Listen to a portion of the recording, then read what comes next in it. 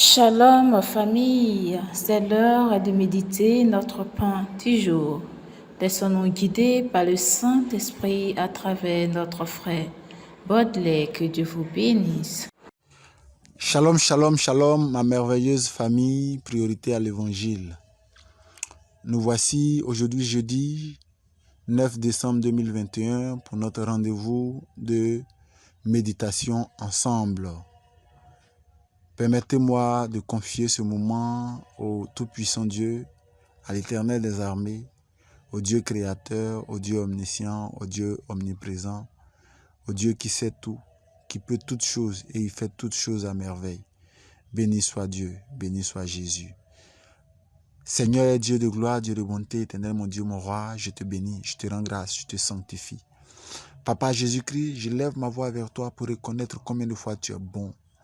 Seigneur Jésus-Christ, je veux te recommander ton serviteur, le berger Makaye, oh Jésus.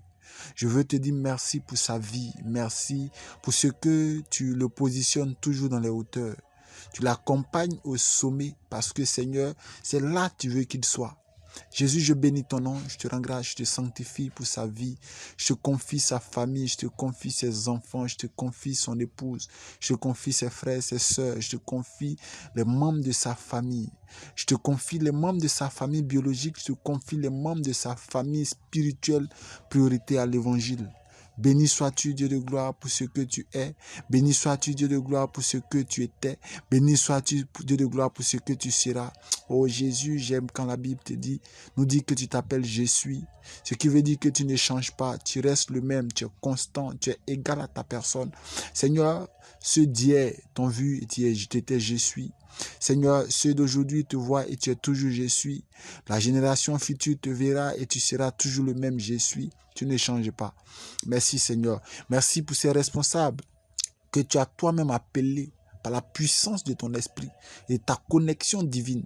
Tu as permis Seigneur que ces responsables soient en contact ou en communion avec ton fils, ton serviteur, le berger Makaye.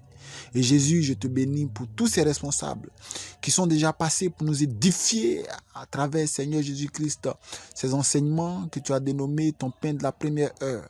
Je bénis ton nom également, Seigneur, pour nous qui sommes en train, Seigneur Jésus-Christ, nous laisser conduire par ton esprit.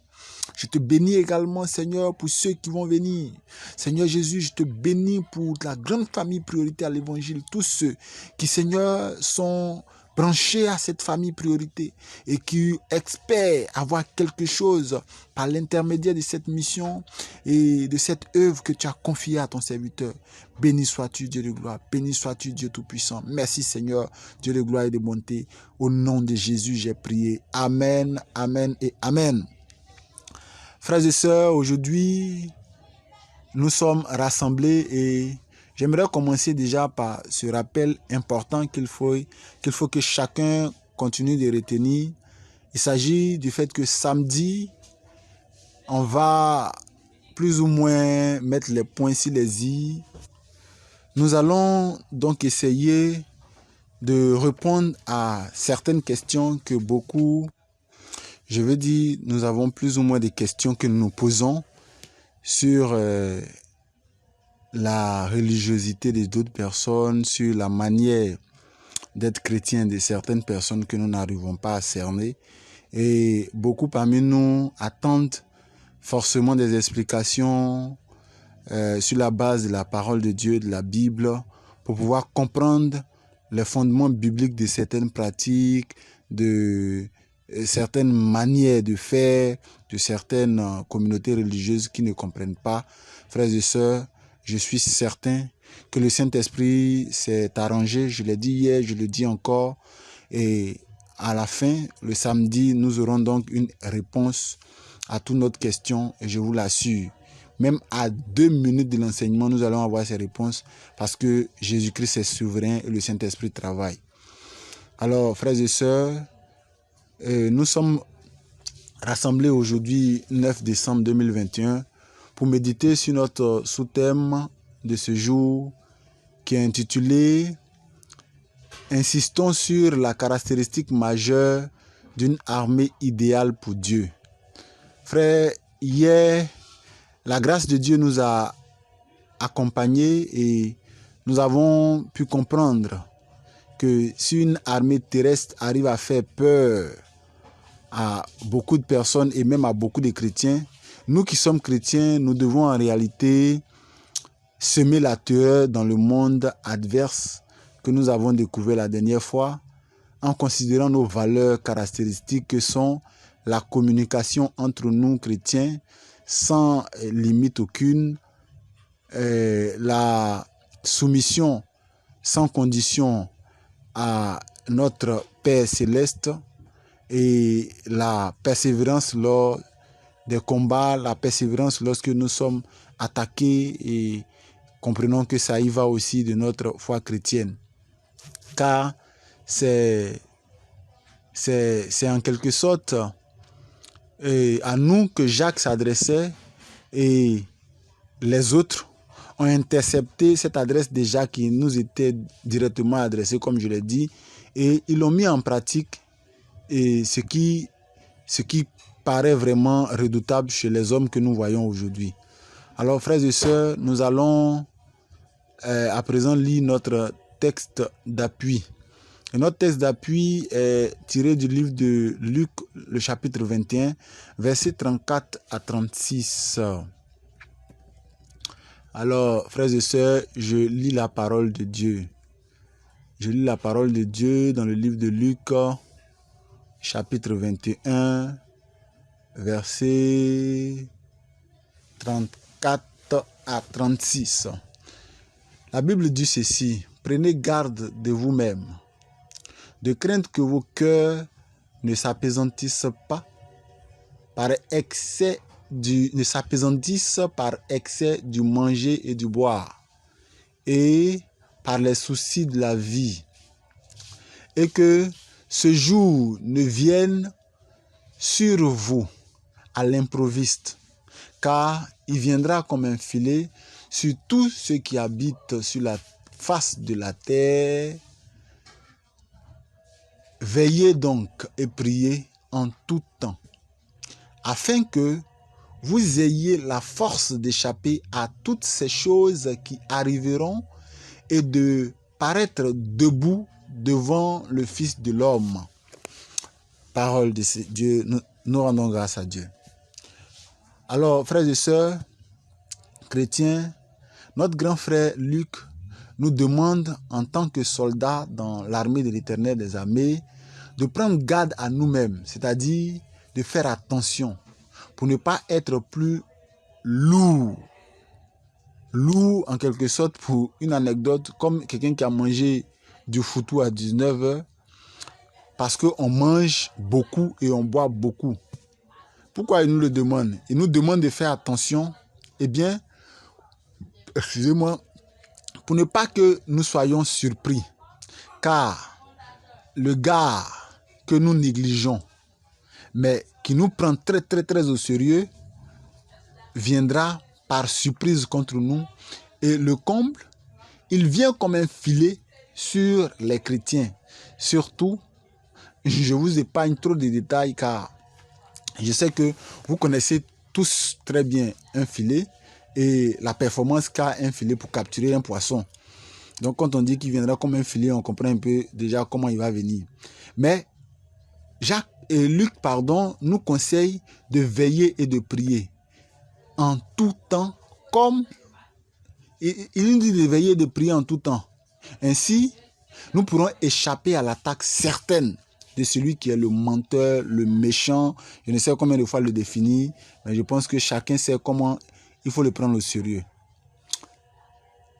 Alors, frères et sœurs, c'est cette caractéristique majeure qui est la paix, la prière du moins. La prière, c'est la caractéristique majeure. C'est ce que la Bible nous déclare aujourd'hui. Il faut prier. Il faut que nous prions effectivement, frères et sœurs. Et c'est une activité de musculation de notre homme intérieur. Daniel, il le savait depuis. Voilà ce que la Bible dit au sujet de Daniel. Daniel, d'abord, au chapitre 6, verset 10, la Bible dit ceci: lorsque Daniel sut que le décret était écrit, il se retira dans sa maison où les fenêtres de la chambre supérieure étaient ouvertes dans la direction de Jérusalem. Et 3 fois par jour, il se mettait à genoux, il priait et louait son Dieu comme il le faisait auparavant. Frères et sœurs, Daniel a compris, il a commencé à prier. Dans le livre de 1 Thessaloniciens 5, verset 17, la Bible nous dit « Priez sans cesse ». Frères et sœurs, notre grand frère Luc nous donne encore un secret de Jésus. Dans Luc 18, verset 1, il dit, Jésus leur adressa une parabole pour montrer qu'il faut toujours prier et ne pas se relâcher. L'importance de prier. Colossiens 4, verset 2 nous dit, persévérez dans la prière, veillez-y avec action de grâce, exhortation à la prière. 1 Pierre 4, verset 7 nous dit, la fin de toutes choses est proche. Soyez donc sages et sobres pour vaquer à la prière. Invitation à la prière. Mes frères, mes sœurs, nous, armés de l'Éternel des armées, devons prier sans cesse, car la prière est un grand et gros arbre fruitier. Oui, en réalité, tout chrétien qui dénigre, stigmatise, méprise, calomnie, critique, qui se croit plus chrétien qu'un autre chrétien, il ne prie pas. Oui, car la prière en tant qu'arbre fruitier produit un fruit tellement délicieux dont l'on ne peut pas y goûter et demeurer demi-chrétien ou encore faux chrétien. Non. Le fruit de la prière, est-ce que vous savez ce que c'est? C'est l'amour. Mais dans la version Louis II de la Bible, ce fruit-là est appelé la charité. Et 1 Corinthiens 13, à partir du verset 4 jusqu'au verset 8, nous dit, la charité est patiente. Elle est pleine de bonté. La charité n'est point envieuse. La charité ne se vante point. Elle ne s'enflamme point d'orgueil. Elle ne fait rien de malhonnête. Elle ne cherche point son intérêt. Elle ne s'irrite point. Elle ne soupçonne point le mal. Elle ne se réjouit point de l'injustice, mais elle se réjouit de la vérité. Elle excuse tout. Elle espère tout. Elle supporte tout. La charité ne périt jamais. Les prophéties prendront fin. Les langues cesseront. La connaissance disparaîtra. Frères et sœurs, la charité, c'est la prière, c'est l'amour. Et l'arbre fruitier, c'est la prière. Et l'amour qui vient, qui est ici appelé dans la version Louis II de la Bible, la charité, est ce à quoi Dieu nous interpelle. Et c'est là la caractéristique majeure que nous devons avoir en tant qu'armée de Dieu qu'on a appelé l'Éternel des armées. Frères et sœurs, nous allons nous dire que nous avons beaucoup prié, nous allons nous dire en quelque sorte au revoir. Mais avant, récapitulons ceci. Frères et sœurs, aujourd'hui, nous avons médité sur notre sous-thème et insistons sur la caractéristique majeure la caractéristique majeure de l'armée, ou bien d'une armée idéale pour Dieu. Nous avons découvert que la caractéristique majeure, c'est la prière. Et cette prière-là aussi produit de l'amour comme fruit. Alors, je voudrais au passage nous rappeler une chose. Frère, l'esprit même de cet enseignement, c'est de nous amener à l'unité de la foi. C'est de nous amener à ne plus prendre le temps de critiquer d'autres parce qu'ils font quelque chose qu'on ne comprend pas. Mais avant de terminer, j'ai un petit conseil aux frères catholiques, frères et sœurs. Quand vous allez à la grotte, ça c'est un conseil que j'avais, je voulais le dire. Quand vous allez à la grotte mariale, moi je pense que les places assises qu'on met à la grotte, les trucs qu'on s'arrange pour fabriquer, c'est pour que nous nous asseyions pour méditer. Ne donnons pas la place de Jésus à Marie. C'est ce qui fatigue un peu nos frères évangéliques et protestants.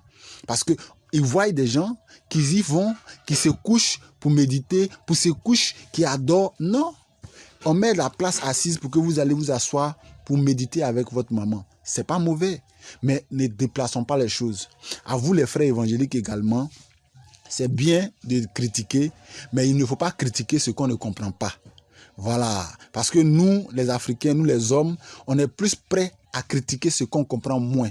Que Dieu nous bénisse et nous allons nous retrouver demain pour méditer sur notre sous-thème chrétien. Nous devons attaquer l'ennemi par son côté le plus faible. Et le livre que nous devons méditer, c'est Matthieu 22, versets 36 à 40. Shalom, shalom famille.